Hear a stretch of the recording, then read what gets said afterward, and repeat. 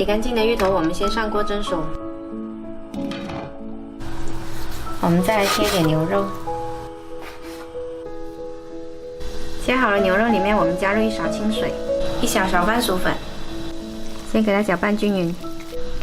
再加入少许食用油，继续搅拌。搅拌好了，腌制一会儿。蒸熟的芋头呢，我们给它剥去壳，放到一个大一点的碗里面。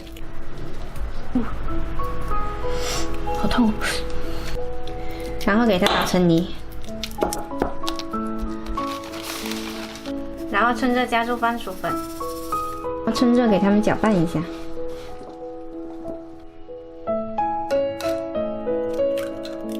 然后再打入2个鸡蛋，再继续搅拌。这样子顺时针的搅打，打到它上劲，搅起来很吃力了就可以了。搅成这样的粘稠度就可以啦，可以轻松挤出一个丸子。水开了之后，把火调成小火，勺子先沾一下水，然后用虎口挤出一个丸子来。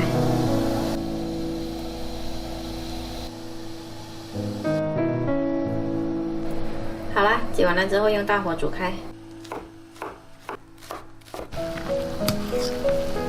我们先来调一点味，加入1勺盐，1勺胡椒粉，少许油。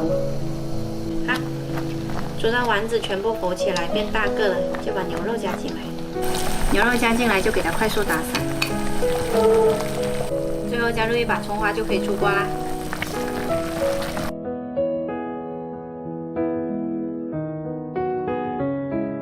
我们来舀一碗出来尝一下。